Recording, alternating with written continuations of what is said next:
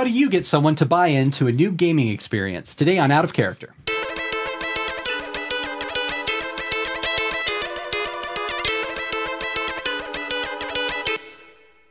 Hello and welcome to Out of Character. I'm Jason Corley. I'm Derek Rex. I'm Don Dem. And assisting us with engineering today is Scott Forster. Hello.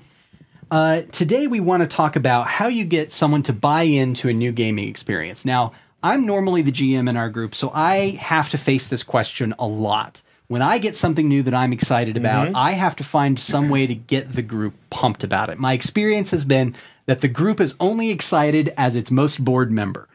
So that has that's a struggle because the more people you get to buy in, the more excitement you get, and the better an experience it is for everybody. So I'd like to hear some of the techniques that you all have for promoting that buy-in for a new game experience. Sure.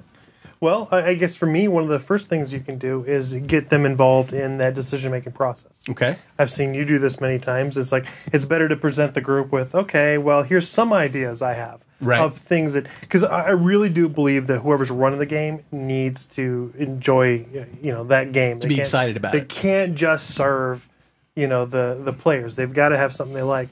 So if you have some choices, let them all, whether it's vote or talk, hash it out, come to some kind of conclusion as a group. Because if they make that decision, then you're going to have a lot more buy-in. We actually talked earlier about how to choose a role-playing game for your group. So let's assume that you've chosen the game and you're confident either in your own decision or the group's decision. What are some of the ways that you get people excited about playing it? Well, the first thing is you've got to come across as being excited. Right. If you don't look excited, forget about it. Your group's not going to be excited at all. Right. Yeah, I was thinking about this game. It's kind of cool. You might like it. I hate it already. All right, so that's the first thing. You're right, and I was thinking about that. So that's the first thing. You got to be excited. You got to be able to sell it. Yep. 2, make sure the first time you do this, it's a no-brainer winner. Because if you blow it on the first one, the second time you try to talk someone into it, they're going to be like, oh, no. I got this game called Cobalt Candy. It involves a mouse and 80 D20s. You're going to love it. So those are the first 2 things. Right? Make sure that the first time you're going to it's introduce definitely your a group, hit. It's got to be a hit the first time. No pressure, anybody. But it's the first time you've got to be. It's got to be. Choose good games. That's the moral of the story. One thing that I do, and I especially have to do this with new gamers that I'm introducing to role playing for the first time, is I have to tell them something that's exciting about the game for me. Not just I really love this thing called role playing. You're really going to enjoy it. For me, the longest time that I had, whenever I wanted to bring a new gamer into the group in an exciting way, I did it through the Star Wars D6 game that was out from West End Games, because that was the cultural touchstone for my generation, and so those were the people that I was dealing with. You have to buy into Star Wars. When you're our age. When you're 18, it's that weird cartoon show. So in other words, if you're talking to a younger person, maybe it's not. But what I would do is I would say, okay, so you remember in Star Wars where they're running out of the Death Star and Han Solo just turns around and is running at the stormtroopers, yelling, trying to bluff them. And everyone remembers that scene. So, oh, yeah. And I'd say, so what if, let's say Han Solo hadn't done that? What do you think he would have done instead of that? And they say, well, he might have tried to lay a trap for them. I say, okay, so let's say he lays a trap and there's a huge explosion and he comes jumping out. What does he say? And they make some quip. And now they're role-playing and they're excited about it. Okay. And so then I say, that's what we do at the Star Wars game, is I remind them of some favorite thing that I already know they like it. So are you talking about getting buy-in from people that aren't yet role players? That would be an example of how I would do that for someone that's not a role player. And certainly one of the things you did was you gave them a point of reference that they would understand. Right. You know, if instead you said, well, what imagine that you were half god and half human living in New York City. Maybe I get it. Maybe I've seen Hercules in New York. So you have to have a bad German accent. I'm and we have to have a 6-hour meeting to create your character. Yeah. So you understand. Excellent. Yeah. So getting buy-in. I mean, and there are people who love 6-hour character creation sessions. Oh yeah. But wouldn't be probably a first time. No, wouldn't be a first timer. But what someone who might love a 6-hour character creation session is someone who you've played games with before, and you know that they really like having a super detailed account of what their character can do.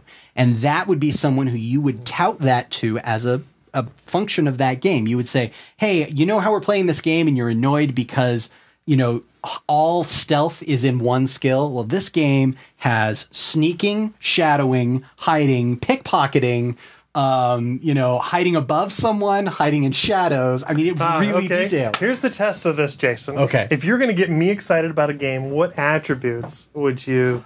Well, see, to get you excited about a game, I know that what you like is a simple concept that gives you straight up role play, and you like having a team that's together working on an objective. Right. So if I have a game that has one of those two aspects, I'll say, Don, it's going to be a espionage game where you're a team of Mission Impossible experts going to strange countries, interacting with weird people, and running cons on them and stealing things from them. That's what I was going to say was, you know, and painted in for Don a picture of what he likes to call gray. Yes. Okay? You're not the knight in shining armor. You're not the cowboy on his white horse. And that's based on what we know about But if you want to be a little more pragmatic and realistic, then, you know, this game is going to appeal to you. They know me. What I'm hearing a lot here is know your players. That's the theme that we keep coming back to, isn't it? As they say in writing, know your audience. Right. And, you know, you might have to craft it individually for each player that you're trying to hook.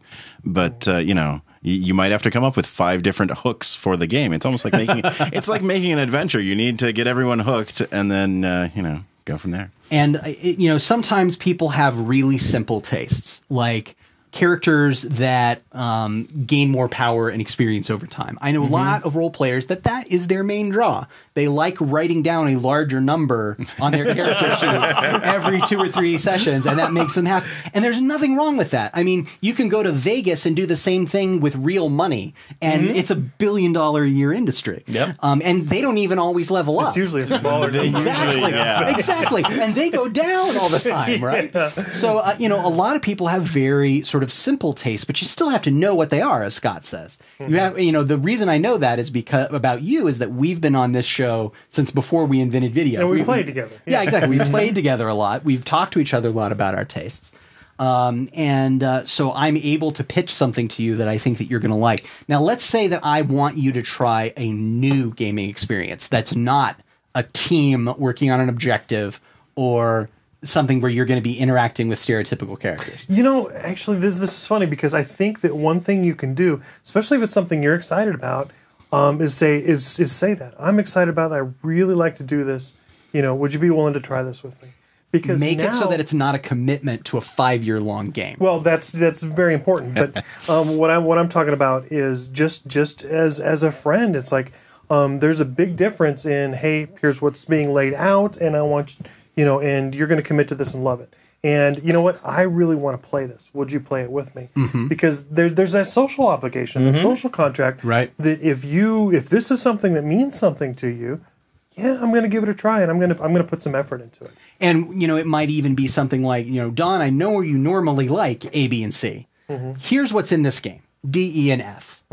What do you think? And if you make it as, because people do like new things, like that's one of the most powerful words in advertising is new. And so if you can say, let's try something new together, and you can make it clear that if they don't like it, they're allowed to tell you they hate it, then you're going to get people that are a little more open to what's happening. To try it, yeah. Give it a good, healthy try. Because like you said, you know, don't leave out the 5-year commitment idea. Right. You say, hey, we're going to try this, and then if it works, then you can... And Jason, you're always looking at a variety of different role-playing games, so I could imagine that at a scheduled session, but you're planning on introducing the idea of going to a new game, maybe pull out 4 or 5 of the games that you're mostly interested in, let them out there, and see who gravitates to what. Right. Let people discuss what they see. And then based off of that...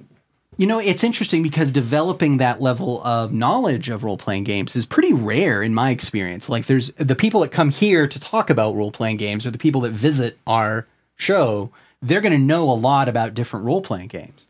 But not, you know, every player is not going to have that same set of knowledge or even be really that interested in developing it, depending on who you're talking about. So really, again, it all comes back to what Scott said about knowing your players, knowing what they like, and asking them to be open. When you have something that's going to be new, just first try asking them if they're open to trying it. If they don't have much leisure time, the answer might be no. But it's better to get that no than have them show up and be unhappy or to drag down the rest of the group that might have bought in. So if you've ever had an experience, good or bad, with someone trying something new in your gaming group, or maybe you were the one trying something new, talk to us about it on Twitter. You can discuss it with us on Facebook or in the comments at the YouTube channel or on pulpgamer.com. You can also see other videos at pulpgamer.com. And join us again next week. Thanks very much.